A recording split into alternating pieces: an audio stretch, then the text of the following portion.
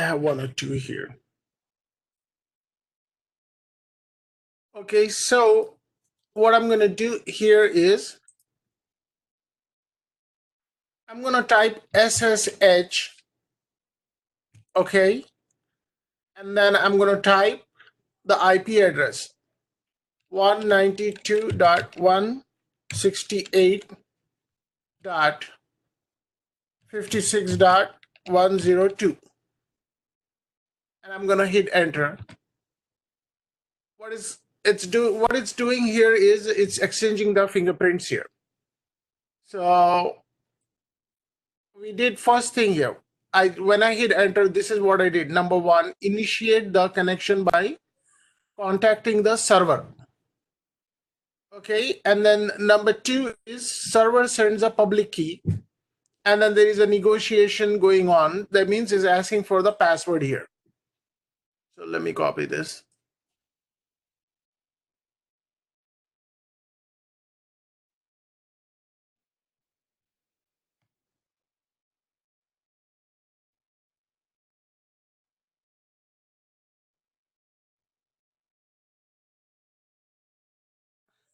So we have this output here, and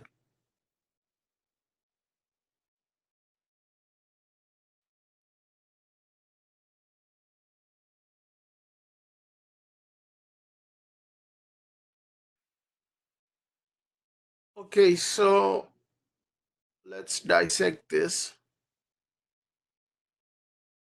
So we did this here. This is number one.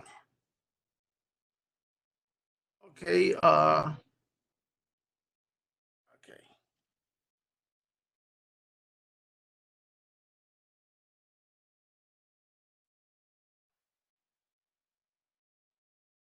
So we are initiating this, and this is number one.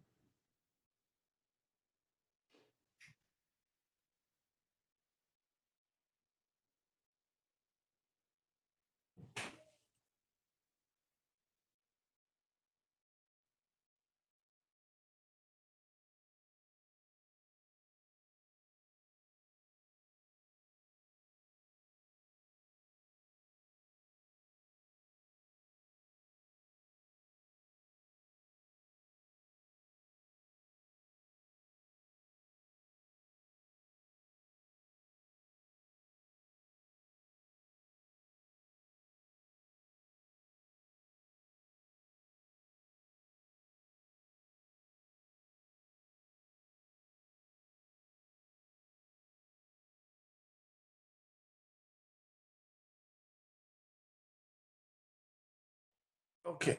So this is number one.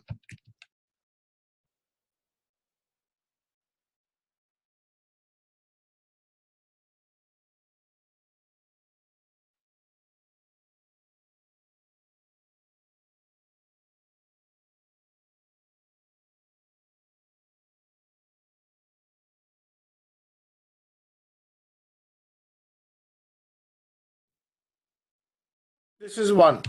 Okay.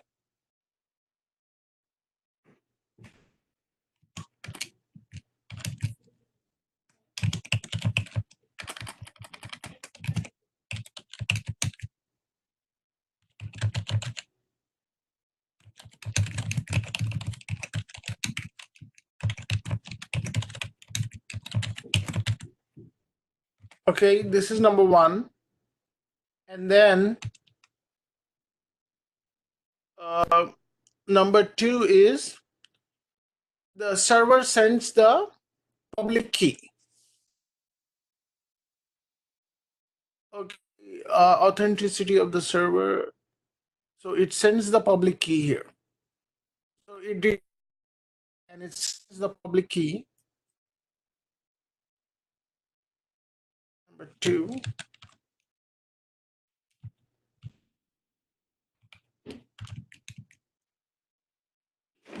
Um,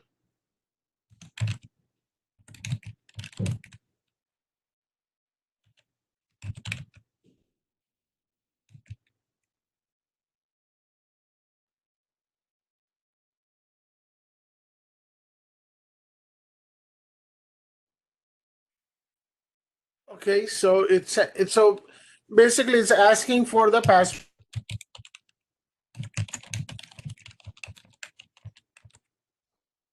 Okay, all right. So let's see here. And then what is happening here is number 3 is DA, and then this is asking for the password here. Okay, and we're gonna say yes. Okay, maybe the timed out. Okay, now for the second time, it's not gonna. It will just ask for the password here. Okay, so password is red hat. So now we are connected to the different host here. How you gonna because in the future class I'll show you what the host name and all that is. But for now, to confirm we are connected to the another host, you just type IP-addr and you see this is 102. We started off from 101 and then we are into 102 here. Okay. Uh, ask ask for the authentication.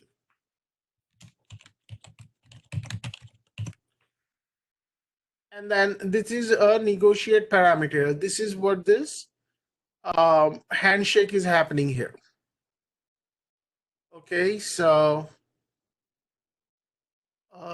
this is the handshake. You guys remember handshake, right?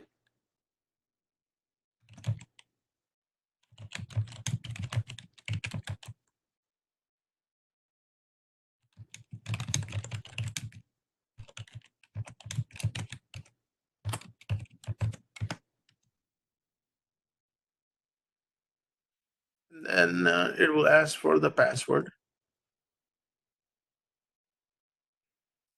So let me exit out of here first. I'm going to clear this. When I type exit, I'm back to my original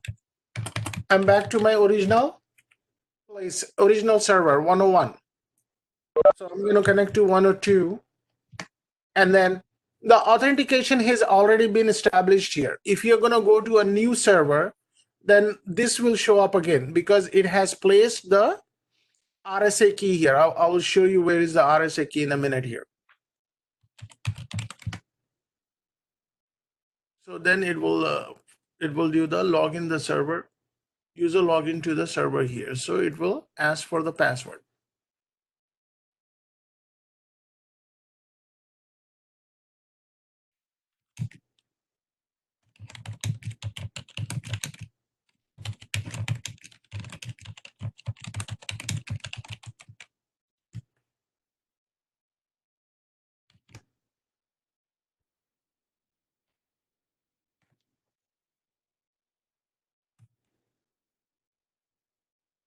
Okay.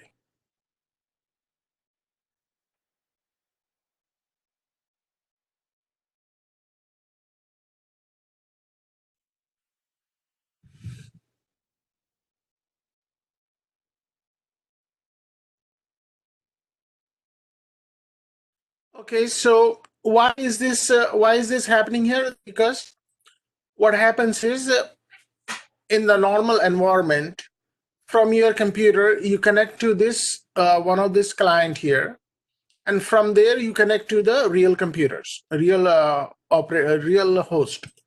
So why do you have to do that? That is, we are using that for the security reason. Okay, that's when we call it a bash host. It's called jump box.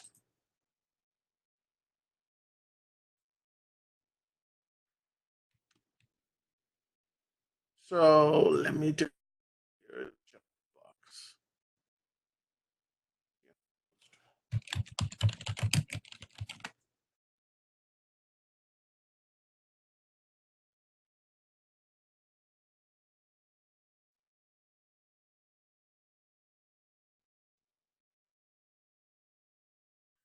Okay, so this is showing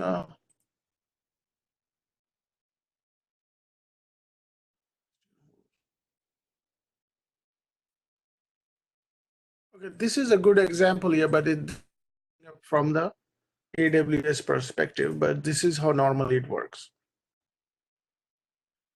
So what happens is you connect from your computer, you connect to this box here. And this box will authenticate you. From here, then you connect to the real Linux servers here. This is being used as a security. This is being used as an additional security layer here, okay? Any questions what I'm showing here? So you connect from outside user, you connect from this box. From there, you connect to this box here. You do this if you're inside the company or outside the company, regardless what you do. Okay, this is called Bastion or jump box.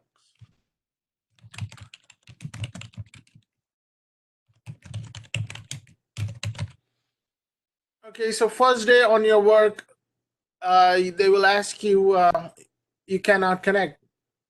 And then somebody will tell you, you have to connect to the jump box. Okay, so this is the jump box. You will have access to it. It's called jump box or Bastion host.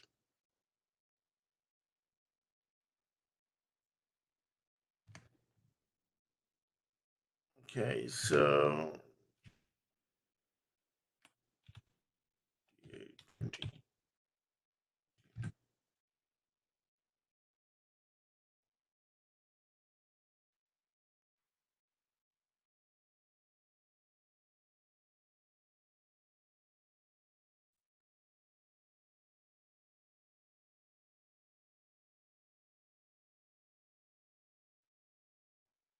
so at work, you won't be able to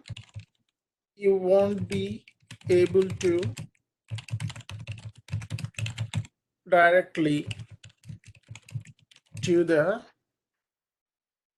production host,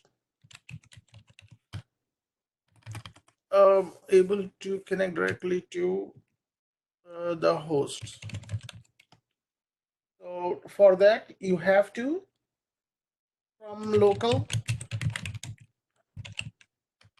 from your local computer, you connect to Bastion host or jump box. This is normal here.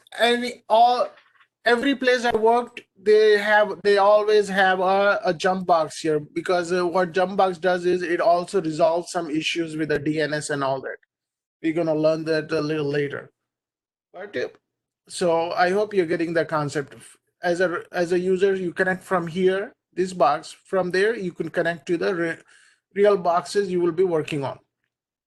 Okay, so you as a user or anybody, you cannot connect from here directly to this production boxes here. No, it doesn't work that way. And this is a security layer.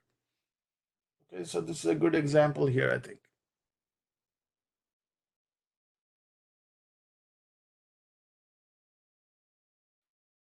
So for security,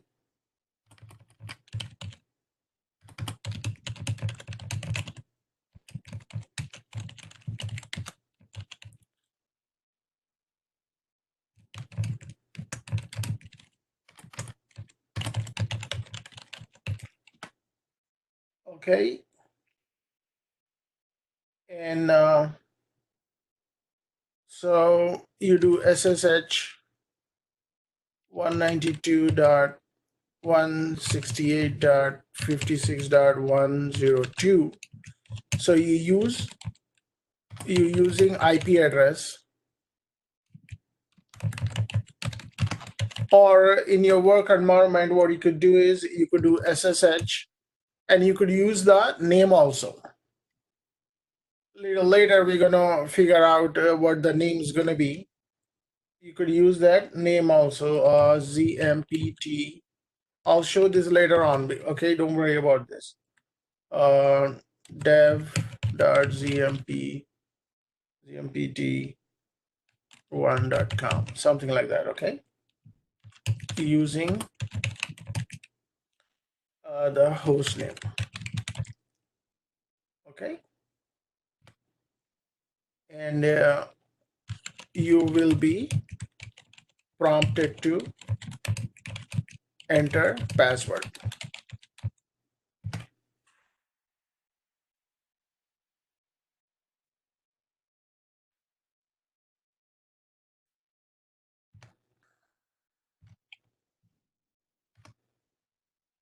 Okay, so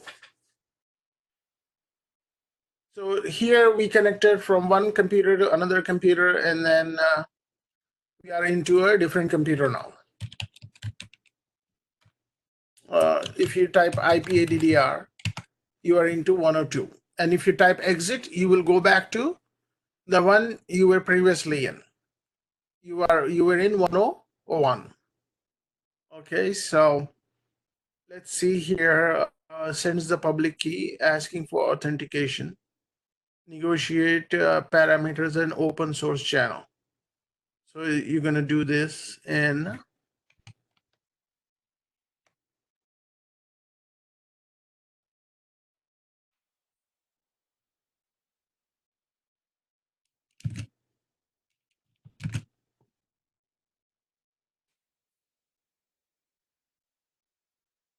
so this part, this part.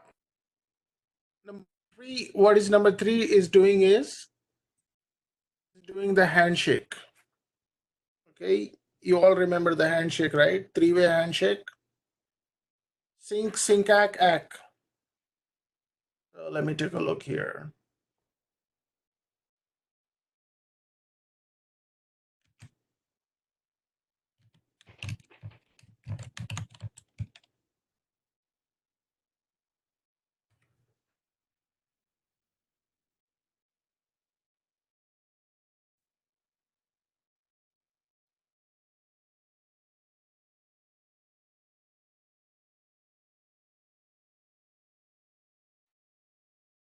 So where was the network?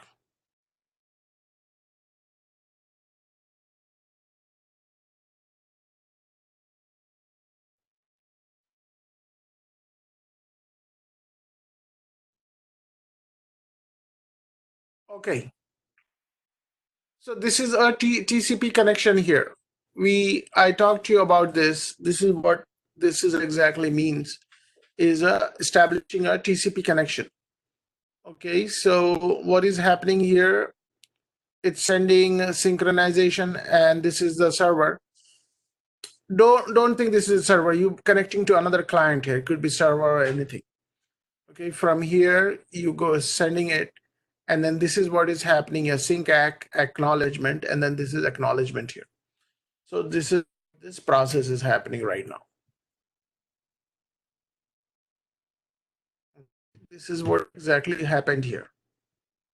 We send the acknowledgement, and we send the synchronization information. It sends us the public key acknowledgement and all that, and the handshake connection is established.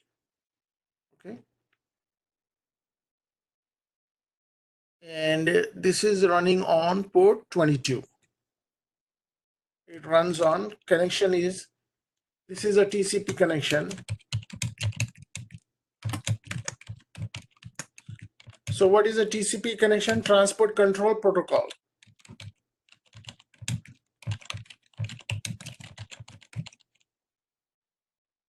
And it runs on, establishes on port 22. Port 22. Okay, how do you know it's port 20? Because this is where it's establishing the TCP connection using SSH is on port 22. Okay, and then you also check. You could type netstat. Let me clear this. Netstat hyphen APN, ANP, all network port, and then I'm going to grep for listen.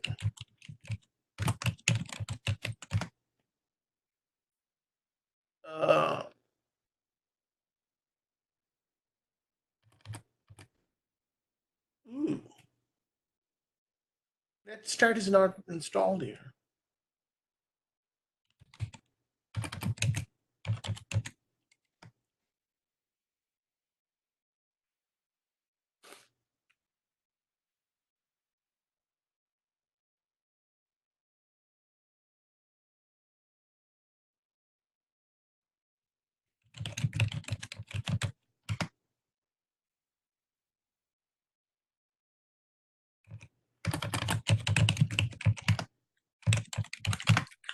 Okay, I'm a little surprised here. Netstat is not already installed. Let's take a look here.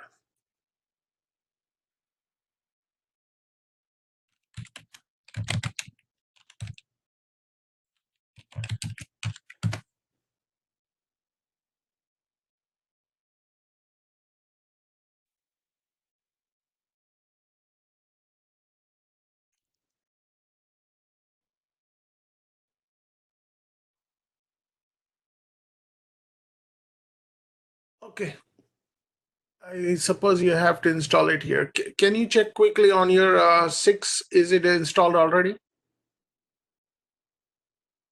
I'm not worried about it at this moment here. So okay, but anyway, I will show you later on that it is connecting on port 22.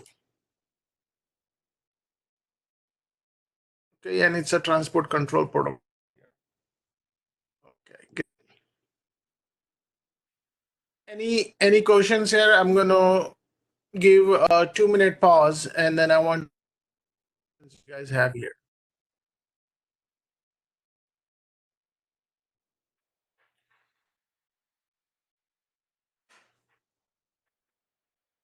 So far, everything is pretty clear, I guess.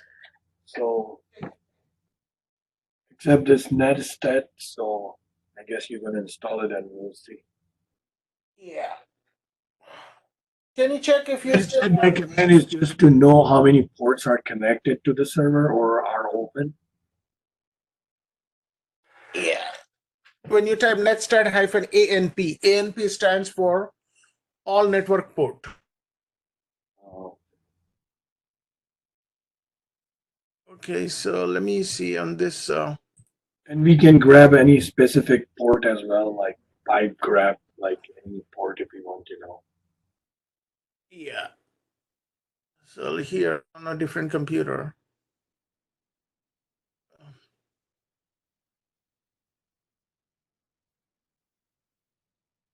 So let me start 6 here.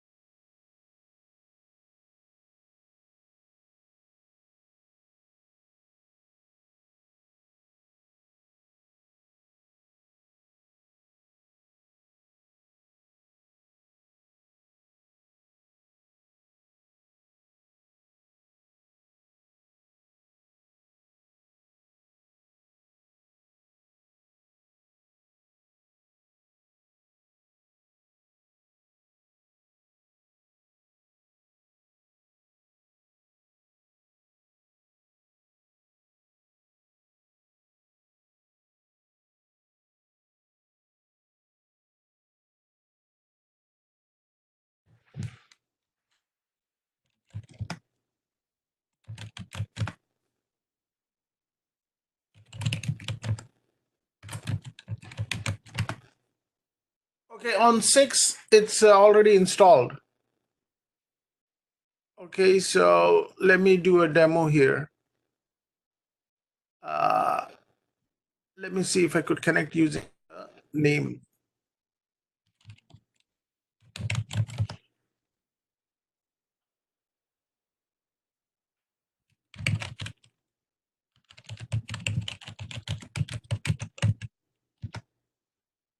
No, it's not going to work because DNS is not there. So I'm going to do ipconfig. Oh, no, if config. I'm going to connect to 168.94.20. 192.168.94.20. Yeah.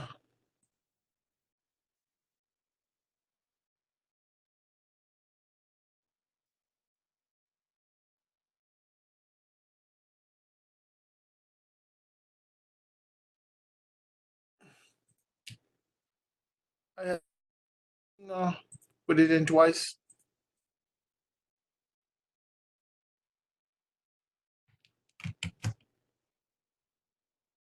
No.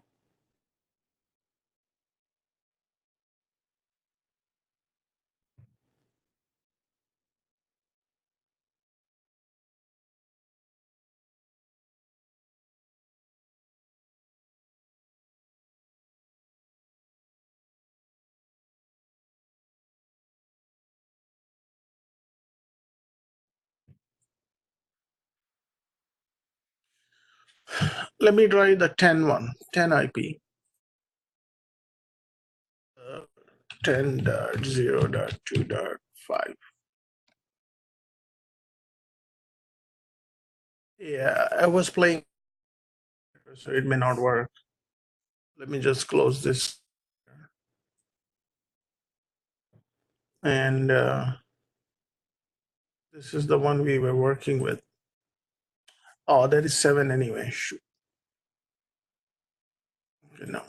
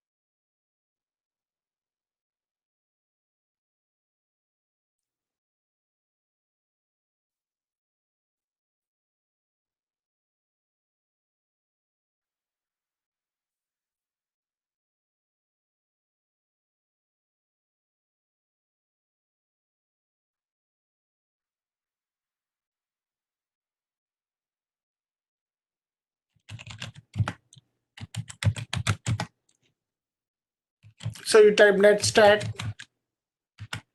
and there are so many ports here. So I'm going to just grab for netstack hyphen all network port. And these are all the network ports which are in there. And then I'm going to grab for 22.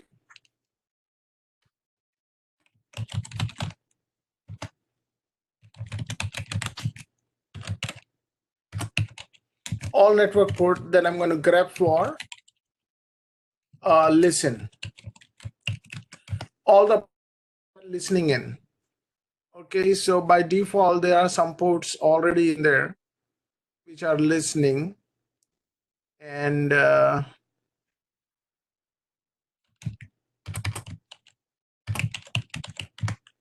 I could connect.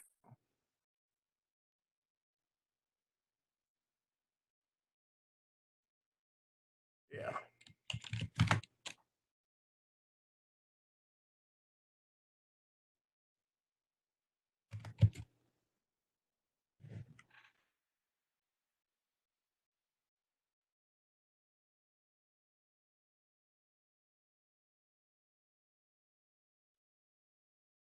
Give me 1 second here, okay?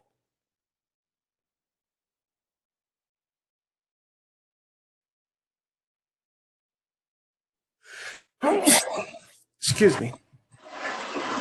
Yes, sir.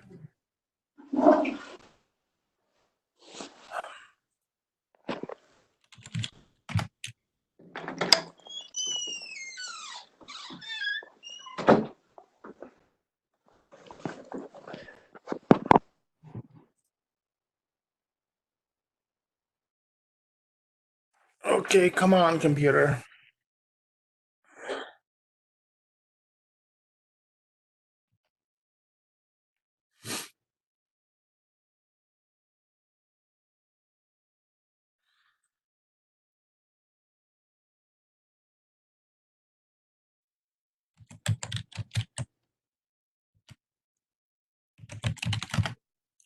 Okay, so I'm going to type netstat hyphen ANP, and then I'm going to grep for listen, all capital letters. And these are the ports which are right now. That means they are open right now. Okay, and most of the time, port 22 is open, and it's running on port 22. It says listen, and these are the process ID, and then this is the daemon. Port 22. 22. It has an IP address and a colon. That means it's a port 22.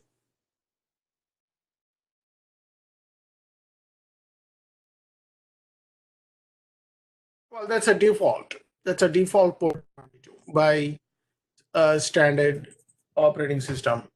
But if you want, you could change that too. Okay, give me 1 second.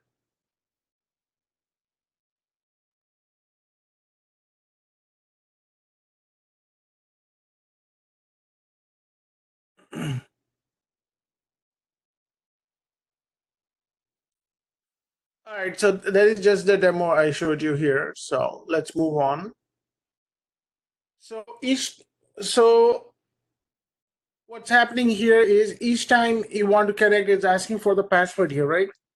So that is not efficient way to work. If you are a Unix admin, there is one location that you need to do the authentication. Everywhere else, you don't need to put the password in. So that's when something is set up in the IDs. It's called a passwordless. So we're going to connect from one host to another host without password. Okay, so I'm going to demonstrate that, how we do that. So that is 12/28, 2019. And it's called SSH passwordless. So Zafar, you're saying once I connect to the one Linux box and I jump to the other one, it shouldn't ask in the password? Yes. Oh, okay. That's how it's supposed to be at work. Yeah. Because Bastion host is the one is going to ask you for the password from there. Once your ID is authenticated, then you could jump to any of these boxes here. So I told you in the start of class here, you're going to be very trustworthy person to have the root access. Okay, so don't misuse this, because there is like a monthly audit going on the Linux people compared to Windows people. I mean, there is an audit going on all the time, but Linux boxes are the ones which are really running some serious applications here. Databases. Most of the time, databases are running on Linux, Oracle database, and this and that, all those. So, once you have a root access, that means you're kind of a king in there. You could do whatever you want, but use it responsibly. Oh, so easy to get in trouble too. Yeah, if you don't go in the places, because you will get a call from infosec. There is a infosec white hat sitting around, and they have all kinds of controls in there, and you will get a call from infosec, and you have to explain yourself why you went into certain boxes. Because once you have a root access, there aren't any boxes that you can't go into. Everywhere Right. you could There. go into. Yeah. Oh, okay. Yeah, I will try not to for sure. Yeah. Though, they have some a lot of ways to track it and what the commands you're running and all that. I'll show you how you could see what the previous admin commands it ran and everything. All I'll show you later on. Okay, there's another question. I mean, I don't know if it's related to this. It's just like if I'm logging in one box, right? So the other admin can log in at the same time. Yes. So how am I gonna find out, like, if after both of us, my manager wants to find out who make changes with this file? Very good question. So when you log in from here to here, from your local laptop to the Bastion host, you're going to Hmm. use your ID. Everybody will have their own user ID. From there, once you authenticate here, from there you automatically switch to root user. Right.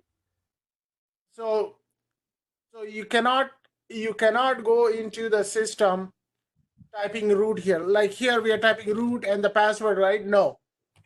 What will happen is you will type your username and password, and then there is a command after we go through user administration, then you would know there is a command called switch user su, and then su, if you do this su root, then it will automatically switch to root, because you will be the part of that group that will have the access to root password. Right. So if you're jumping from there to that place, that means you are leaving a trail who was going in there box at what time. Oh, okay. Like a last command, I think that was it. Or some, that was the other command I think you showed earlier. That who's like who was Last command, it will tell you who logged in at what time. who logged in and what time. Like there's everybody's root over there, and that was just you. Yeah. So as a Linux admin, you could do lot of commands. As a Linux admin, your regular ID, your user ID is automatically be able to run a bunch of commands without having to be root. Okay, it's called sudo. Okay. Sudo. There are some commands like LVM and all that you have to become yourself root. Then you should be able to do that command. So the moment you type sudo or su command su root, then you will be asked that question or the password. Then it will the tracking starts. Oh, okay. That's the thing because it becomes root. If you get out of the root, if you put like put my name Obad at local, so they'll know. Oh, this Obad is this guy's making the changes. Yeah, I become the root. but there are once you become a root, then you could suppress those tracking and all that here. Once you become root, you're like a king. You could do whatever you want. Right. And my name is not even over there, and they don't Yes. know what root is this. Yeah. So you could give them some trouble, but don't do that. They will find out. Oh, okay. Yeah, that was my question. You know, when you see look at those roots and then and somebody's making the changes because 'cause multiple guy can log into the same box and then I don't know who's making the changes. I don't want to get in trouble like that because I didn't make a change and somebody else did it. So how they gonna find out? That was actually I was just wondering about it. They'll find out just by digging up. They will zero in. Okay, let's talk to these two people, and that's how they will zero in on it. Oh, But yeah, become a Linux admin is a trust factor here. If you are working for bank, they will actually do fingerprints and all that background history. Uh, or any federal project? Federal project, man, they even do a deeper background history. They do the security check. That's what it's called. Yep. Yeah. I mean, regardless of what you're becoming IT or not, they just do it. They just do 7 years background check. Yeah, it's only on the county level. County level is different. Like if you have a history in Cook County and Mhm. the last 7 years you said you are in the DuPage, they run the database only on DuPage County. What you have done in Cook County won't be shown. Oh, Yeah. And also, if you put down like your employer is in Texas, but you're working in Chicago area or something, they will run the background in that Texas county also. okay. Practice. Yeah, it's kind of a level, what level of security you want to run. Like usually, if you're becoming a manager, they'll run like a nationwide search, and for federal projects, they will run. In that also, there's like a level categories. I mean the security clearance, level one, level two, or whatever. So I mean, they know who they're hiring. Let's put it that way. But it depends on the project. What kind of a project? If it's just a regular project, like any bank or something, I don't know. So they don't go through like really hardcore security. They don't. And it also depends on the company. I mean, the regular background check is $20 compared to 200 if you're running like a database check throughout the country. It depends on their budget too. Right.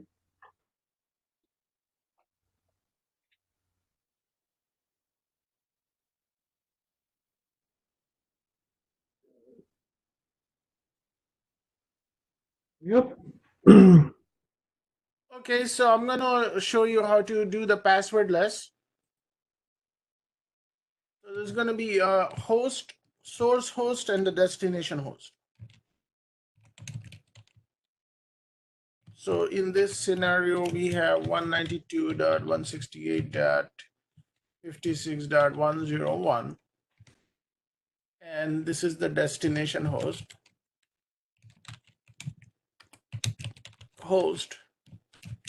192.168.56.102. Okay, so when we connect from 101 to 102, it shouldn't ask for the password after we set it up. Okay, so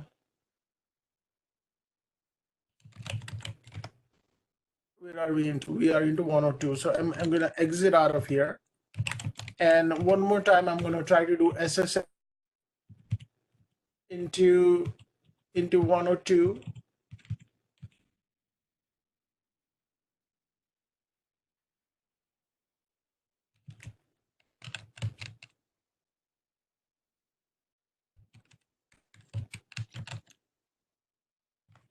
Okay, so it's asking for the password again. Are you sure you want to continue? Yes. I think the fingerprint may have expired here.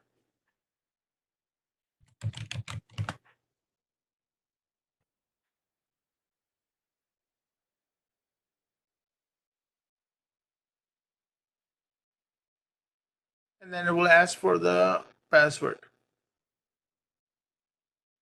So actually,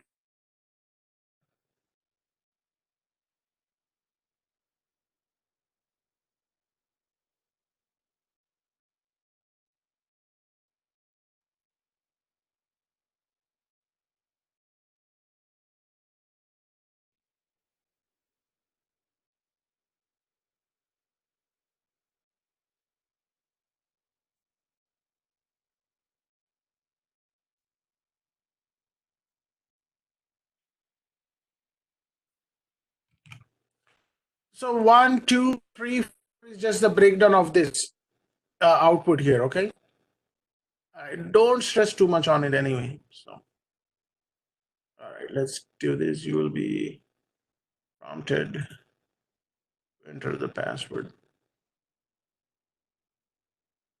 Okay, so let's exit now. Let me try one more time. And it is asking for the password here. Okay, so let me clear this and let me do IPADDR. Okay, so we are in 10. Oh,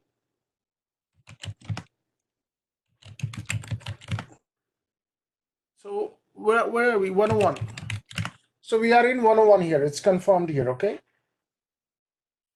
So what we need to do here is we need to uh, generate a secure shell key. Okay, so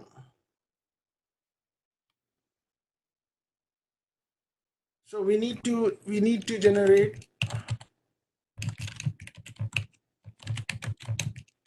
SSH key. That's what it's called, secure shell. Okay, so the command is nothing. All you have to type is SSH -keygen. Okay, what will happen is it will generate it will do a lot of processes here. It will create some hidden files and all that here. So let's do clear ls-la.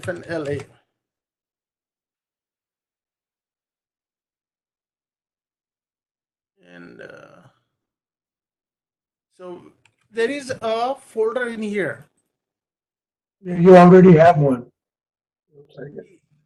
Because we already did SSH, that's why. Let's do 192.168.56.102.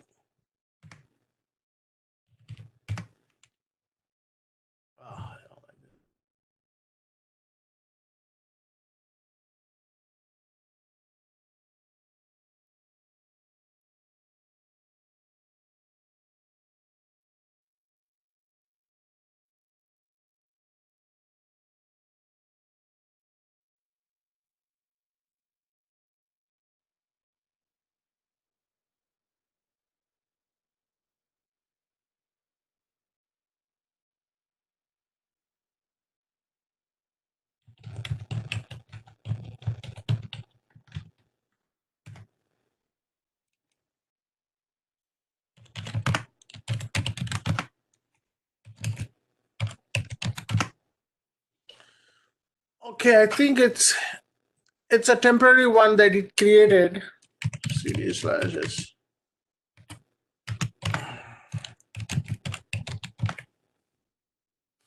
Yeah.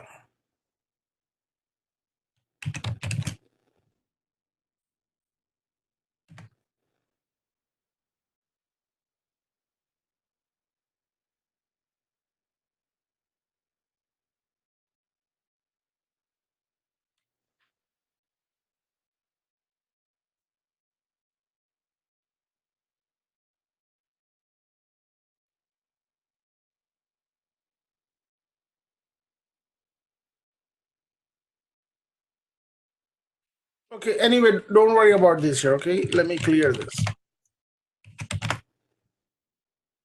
Okay. So I'm on a source host. So what I need to do is I need to run the command sh-keygen. Okay, enter.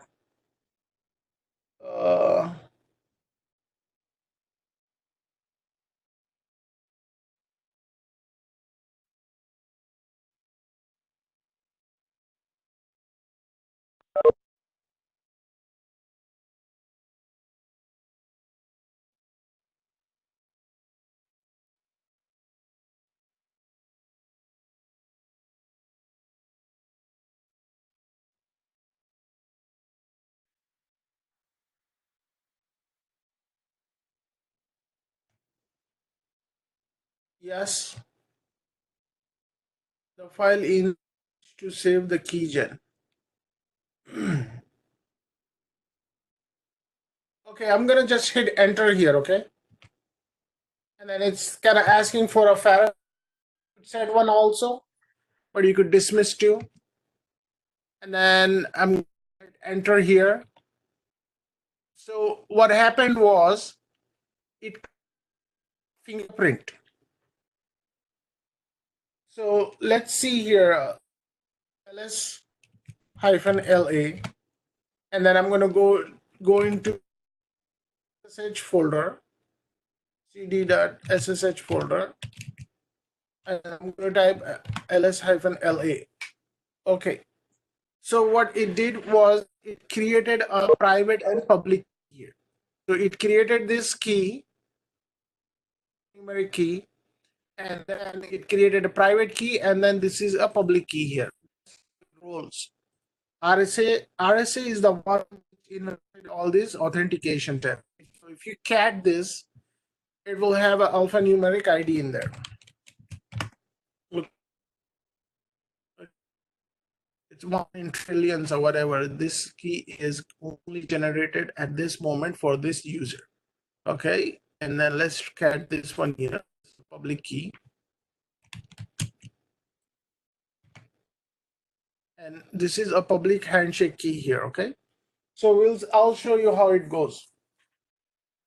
So it creates SSH key gen, it generated the key, and two RSA files will be generated.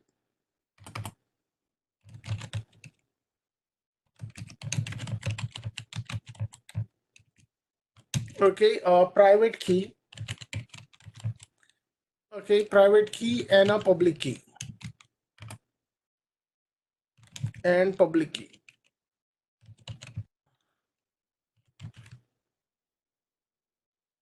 So this is a public key.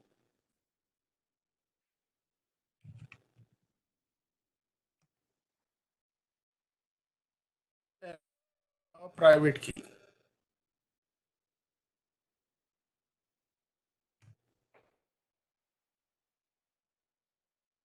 Okay, and the default is gonna be different for each users.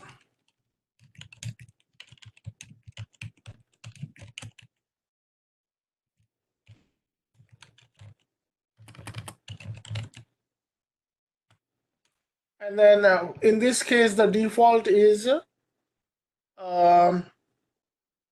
default location is /root/user. This one is root slash .ssh. This is this is only good for root user. So if it's not a root user, it will be into the non-root user would be /home/user/.ssh. Okay, this is where the SSH key will be for the non-root user.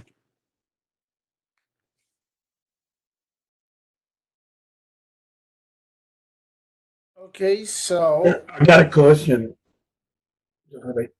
yeah. So this .ssh in root, it's just generated by default or by running this SSH keygen command. It's No. generated by SSH key. Since we already did SSH, that's why it's doing that.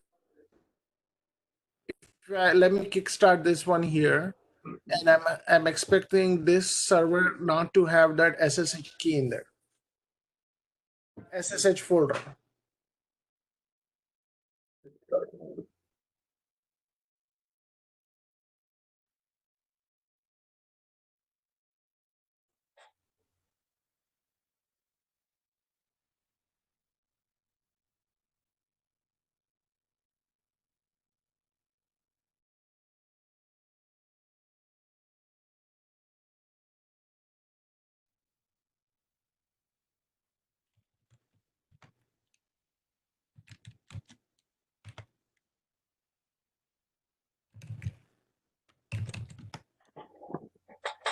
Okay, if you look in here, .ssh folder doesn't exist. Since we already have this SSH.IP address, what happened is that some kind of authentication and a fingerprint was generated when we ran this command here. When we ran this command SSH 192, something like that, it triggered this creation of this key into the remote server. I'm sorry, into the local server, and it copied the fingerprint onto the remote server. So generally speaking, up until you have not run the SSH command, it will not generate that folder. So there is a one source and a one destination, right? So the root localhost, this is the source, and 56102, it's a destination. It could be either. It could be vice versa. Vice versa. Yeah. I'll show you how. I'll show you in a minute. Let me finish this first, okay? Sure. Thank you. Great.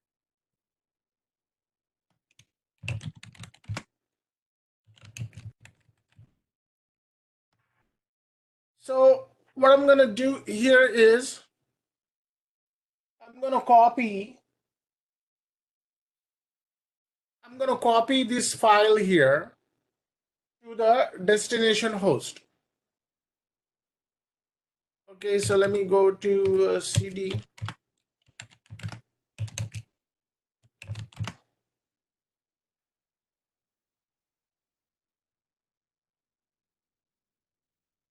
Okay, so what I'm going to do is I'm going to copy this public ID to the destination host here.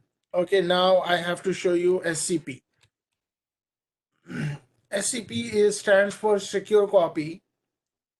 I'll show you officially in a minute once I'm done with this here. Secure copy is like this is the way you do the copy from one server to another server. Okay. So you type the command SCP, and what are you copying? You're copying the public key here. So SCP, you're copying the public key, and where are you copying? You are copying to the destination folder. This is a copy command, CP, or good old copy command, and SCP is a secure copy. You use that command to copy from one host to another host. Okay. All right, good. So what you're gonna do is where are you copying? You're gonna give the IP address 192.168. What is it? 56.102, right? 56.102.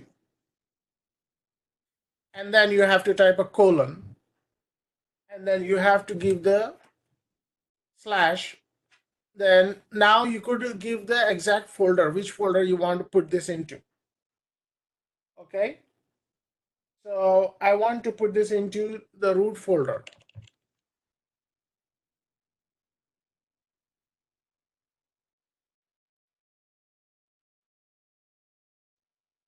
Okay. I'm going to hit enter. By the way, let me open this in another session here, new session. 192. Oh, wait. What is this? I'm already into 102 here. Okay. So let me do ls cd ls-a cd.s. Okay, so there is only one key in here. Okay, so let me move this to the side here. So what I'm going to do is I'm going to copy this to the root folder for now. Let's do it to temp folder. Okay, I'm going to do it to temp folder here so that you guys don't get confused.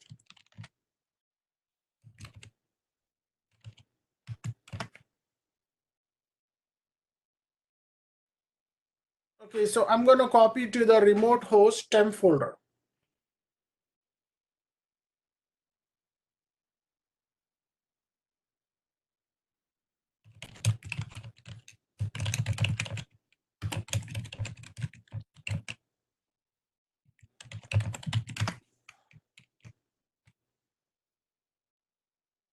Okay, so the moment I hit enter, and then it will ask for the password.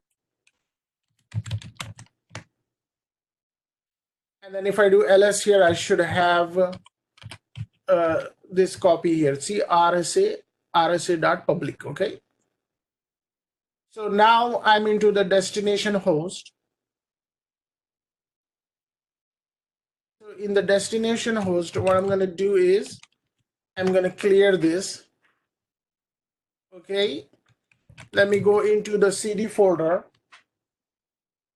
temp, and I have ls here.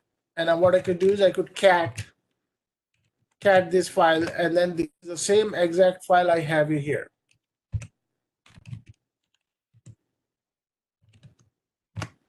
Okay. It could be any file that we can copy it, right? Not only this, but just in case if we wanted to copy any file from one server to the other server. So that's how we're gonna copy it, right? Yes, SCP. SCP. Yeah. Oh, okay. I'm going to show you officially here, but there is no other way. I cannot stop using that command at this moment. So I have this here as a public key. I copied from one server to this server here. So I'm copying it for the passwordless authentication issue. Okay, so now what I'm going to do is I'm going to run this command. Then I'm going to do this to root.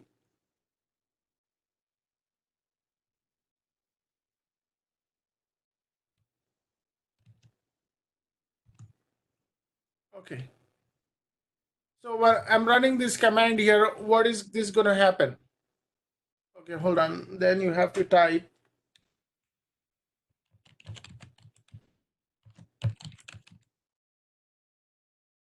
okay.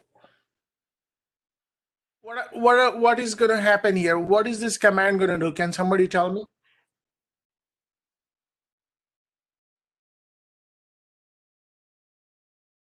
What is that command's gonna do? It's gonna carry ID or this is what you call I forgot the name. Redirect or something? Yeah, yes, redirect. Yeah, it's going to redirect to this file here. Right, What authority. will happen if this file doesn't exist? What will happen? It's not gonna create because it's a cat into this file SSH. It's not gonna create. If it's not there, it will create. Okay, good, very good. That's what I was looking for. Yeah. So that file doesn't exist there. So I'm going to cat this file here. Okay. Remember, this is where all your commands skill and the knowledge of Linux comes in. Okay, you could be anywhere and you could run the command from anywhere to anywhere else. So look where I am in the .ssh folder, but what I'm doing here, I'm catting that from the temporary folder, the ID, and then at the same time, I'm copying it to that folder here. What else I could do is the same command. I could do this here.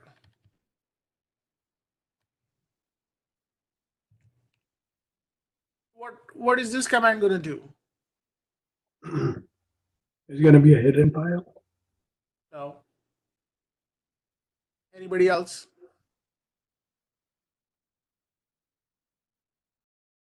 Remember I told you what dot means and two dot means? Current file, current folder. Yeah, very good. Present working directory. If you don't know which directory you are in, and if you type dot, then it will create that file into the present working directory. So what it's doing is cat, what it's doing is it's reading that file, and then instead of putting it on the screen, it's gonna throw that output.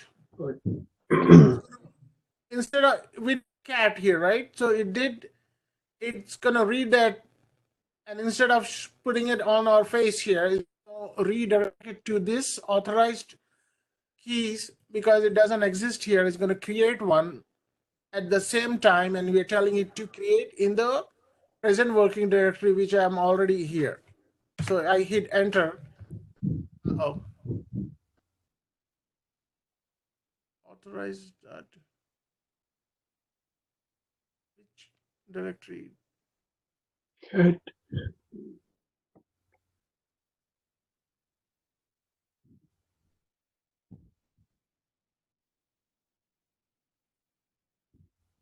Okay, so this part is working. And then I'm redirecting to maybe dot this directory here, and then I'm going to give it the name authorized keys.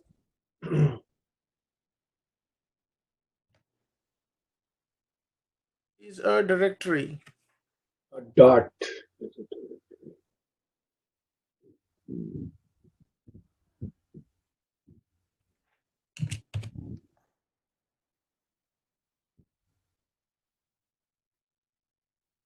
Cat.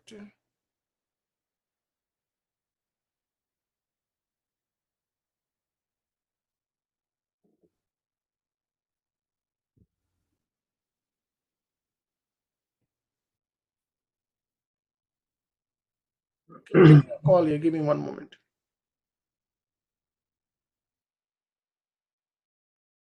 Back. So why is it not copying? Cat is a directory.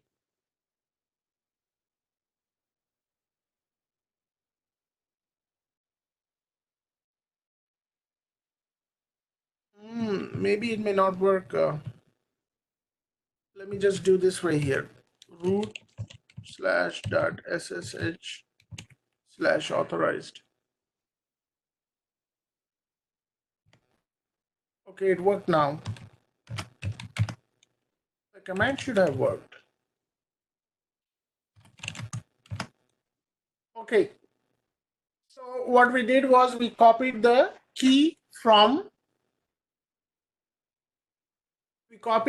from this source host to the destination host. Okay.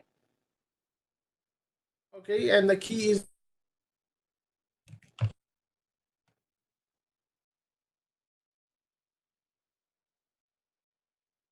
So you did it from one host to the other host, and then from temp to your root. yeah. Or you could just copy these and read this as authorized keys. I mean, you just what it needs is here needs the authorized keys that it knows this. This will have, if you go into VI authorized, and you have this here. Down the line, if you want to add more host here, you could add another host here. You keep adding the keys in this file. That way it remembers that this is coming from this host, and it will allow you to get in there.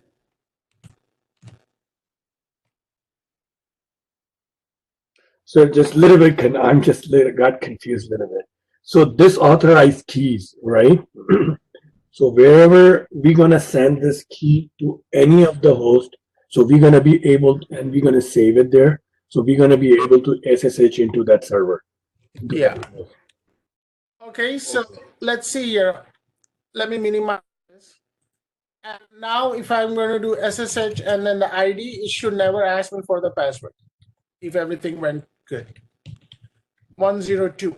Remember earlier when I typed 102, it asked for the password here. We already checked that. And when I hit enter, it didn't even ask me for the password. It just went through straight. How do I know? I type IP addr. It also kind of login 106 here, because this is where the DNS is from. Okay, so we are into 102. Let me exit again. Let me clear this. And then I'm gonna do 102 here. And I am logged in without even asking. It didn't even ask me for the password. Okay, so what we did is we have successfully established the passwordless connection between one host to another host. Okay, so this is only one way now. If you want to do two-way, you have to run this process again on 102. Okay, so let's see if you could go from 102 to 101. So what you have to do is you have to type SSH 192.168.56.101. Now it will ask you for the password.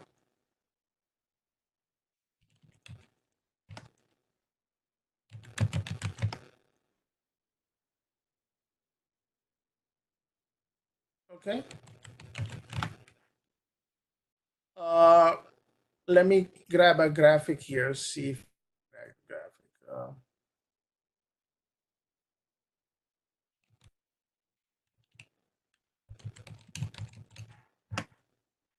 So the destination server should be online, right, all the time in order to access SSH?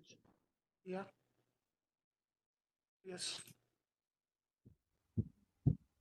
No. Key and client machine, RSA, and public, copy public, edit your SSH config. So this is one way. This is only one way. If you want to two ways, so you have to create one on this side and then put it here, so that both sides will have the. Yes.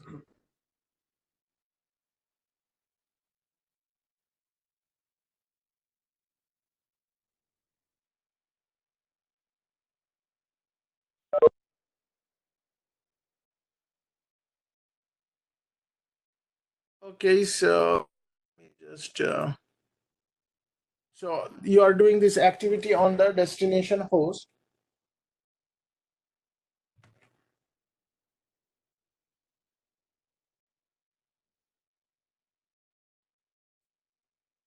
Okay, so host, what did we do? We did cat. We copy to a temp folder here, right? So we do this.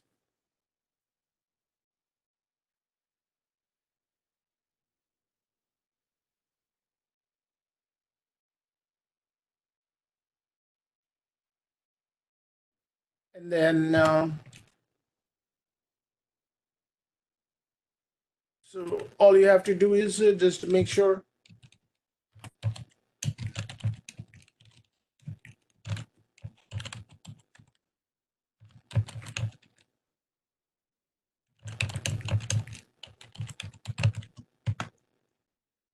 okay, now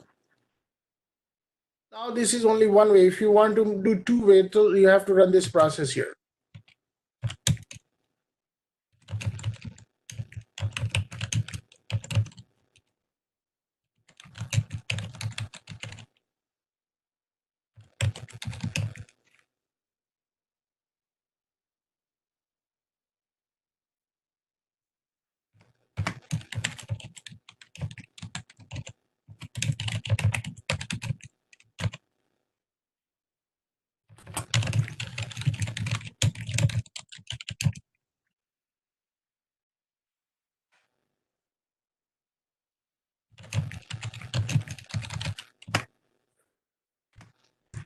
Okay, so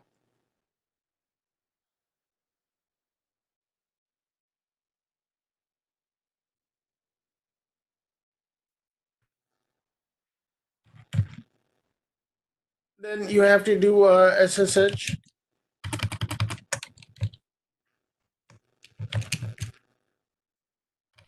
No, yeah.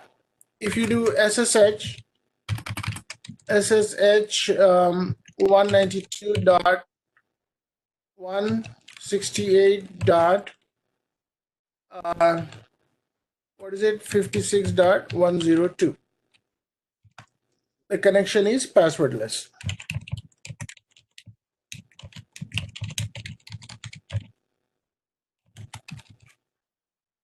Okay, so you would ask why you want to do this as a passwordless. We'll go a little bit deeper.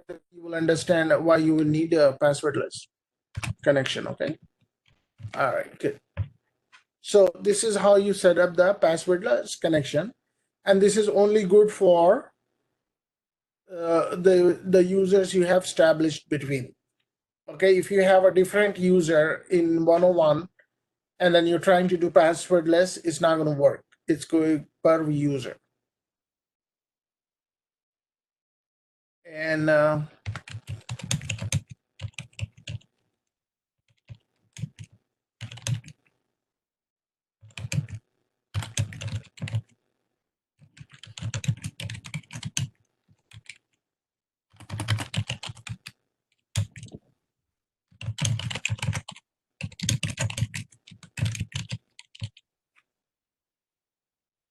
Everybody got a question. That last question, actually. yeah, At work, we're gonna have like thousand, maybe 500, 1,000 servers, easy, right? yeah. So I mean, it's not gonna be a difficult to do that like in each and every single server like that. No, no, you're not good. You will be running the scripts. There will be some of this stuff will be done by developers. They will look into see what this is, and then they will develop a script. A complex script will be run there. But most of the time, when you go into environment, a lot of things are already set up. Oh, okay. I was just wondering, maybe in 1,000 servers, so are we gonna remember that like each server has to connect each other, vice versa? So Yeah, it's gonna be very difficult. there are some other things running. Active Directory is there sometimes, and also LDAP is there. Oh, okay. Yeah, Active Directory is a Microsoft product, and it's probably one of the crown jewel for Microsoft. That when they invented Active Directory, users and groups, they somehow are using it in conjunction with Linux boxes too. Oh, Yeah, there is comparable one for Linux is called LDAP, but Active Directory is usually used more often than LDAP. So when it comes into Active Directory, then it's going to be a different group. So you you don't have to worry about learning all those other stuff because it doesn't really matter. It's going to be a same pay if you know more than one skill or this and that, because they're not going to pay you for two different skills and double your salary. No, that doesn't happen. oh yeah. I mean, obviously, these gonna be the same, even if you know about Linux and Windows both.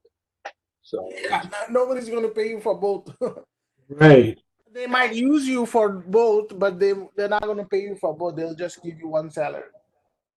Yep.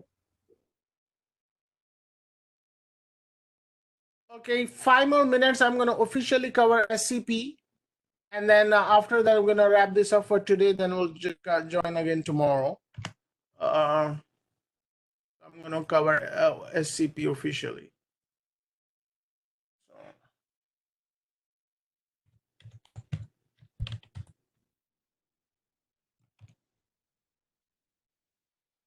SCP is a secure copy. Stands for nothing but secure copy.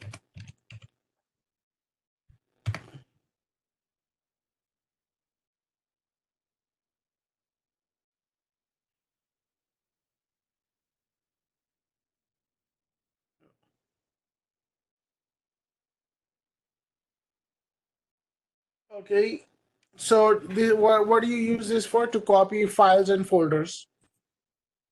You use use Users is to copy, used to copy files and folders over the hosts. Okay, and let's see here. Let me run a dd command. Input file equals dev 0 output command. Output file is slash dev Zafar, and what is the size I'm going to give it to is byte size is 1024, and now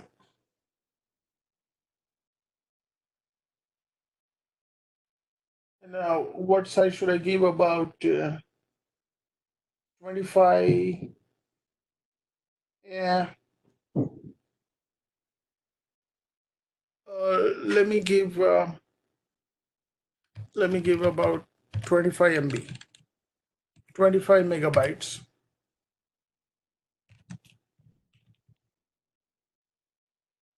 Okay, and then count equal one file I'm going to make.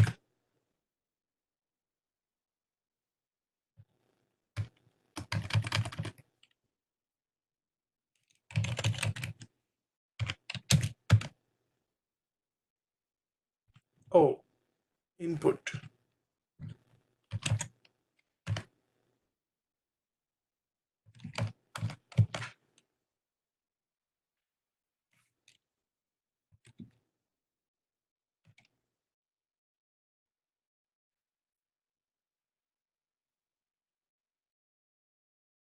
Where did the file go?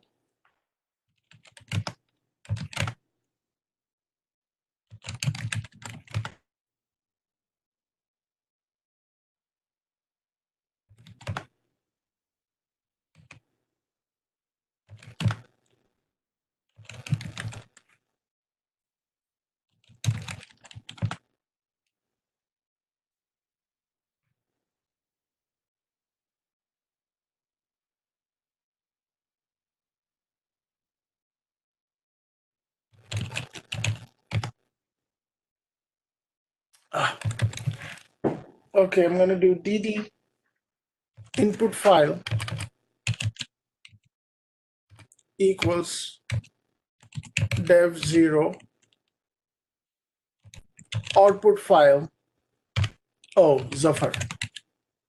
Okay, and then I'm going to give the count equals 1, and the byte size is going to be 25 megabytes. Okay, so the file is here. So what I'm going to do is I'm going to run the scp command to copy this file from one server to another server here. Okay, so I'm going to do scp, and then I'm going to give the name file, and then where I'm going to copy to 192.168.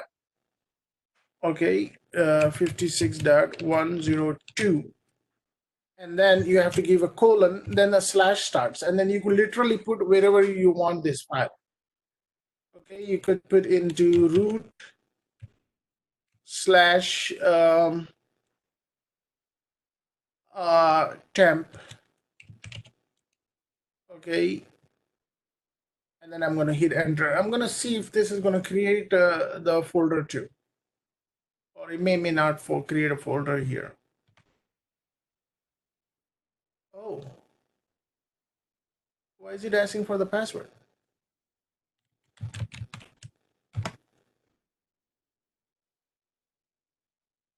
Okay.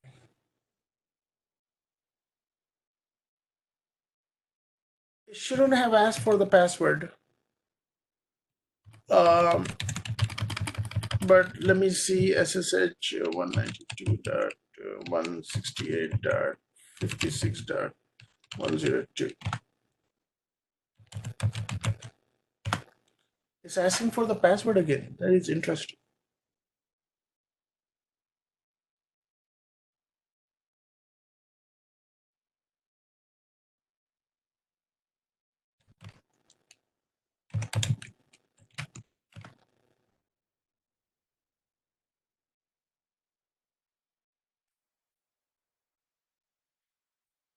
Okay, it created a temporary folder. At the same time, it copied the file too. So I didn't know what happened here. But you could see the file Zafar is here on the different host. And it's should be 25 megabytes. It is. And this is a 25 megabytes too.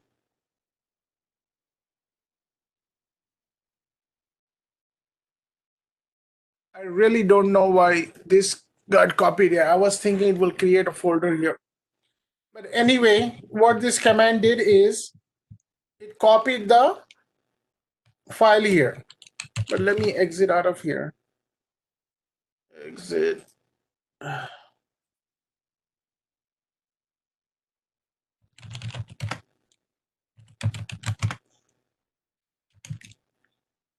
192.168.56.102.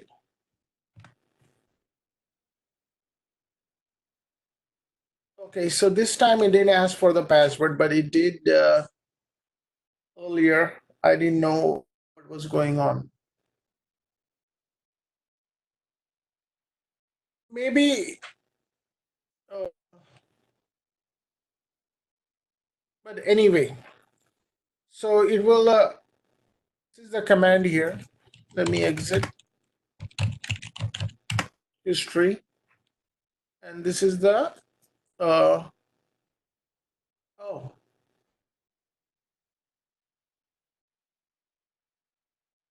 I think I created it on the wrong place. Yeah. You know what? Hold on. Let me trace this back here. I was doing it on the wrong server to begin with.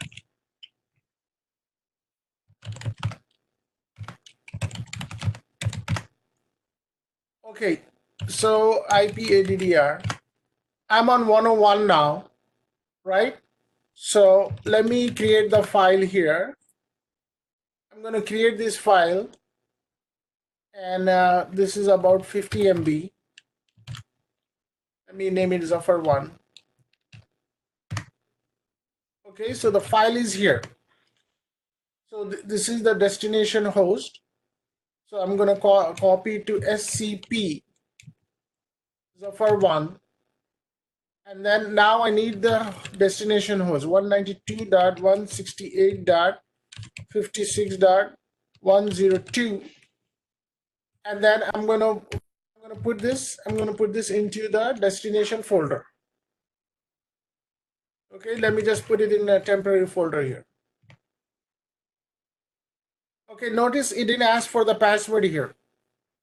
And now what I'm gonna do is let me connect to 102 separately.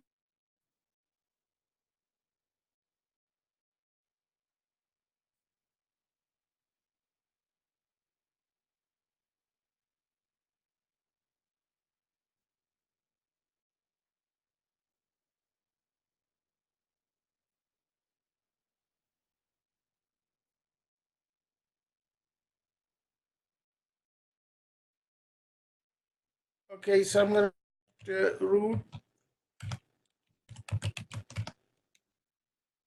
Then I'm gonna go into the temp folder. And if I do ls, then I have Zafar1 here. Okay, so it flawlessly. So what if it's a folder here? So I'm going to do mkdir folder 1 ls, and then I'm going to go into folder 1, and then I'm going to okay, I'm still on 101, right? Okay, good. So I'm going to run this command here, Zafar2. Okay. Now let me get out of here. So the command to copy the folder is same thing, scp folder 1, and then you type 192.168.56.102, and then I'm going to copy to temp folder. You have to give a colon and temp folder here, okay? and then hyphen R. What does usually R stands for? Recursive. So it's doing the content of the entire folder. And then I hit enter, and it should copy the entire folder to the temp directory here. So if I do ls, you see the folder 1 is there. And if I go into folder 1, and if I do ls, Zafar 2 is in there. Okay. Okay, good. So you copy this.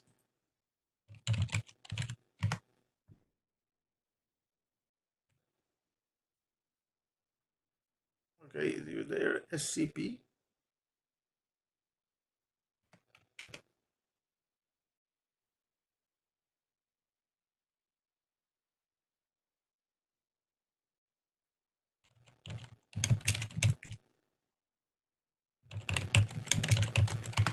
Okay, now do dir, and then cd folder 1. Then you create another file here. Then you do SCP. Okay. Now verify.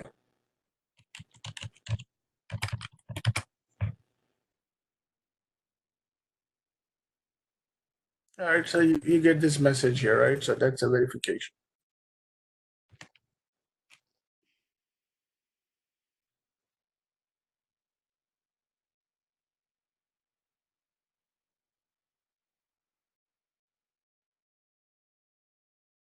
Oh,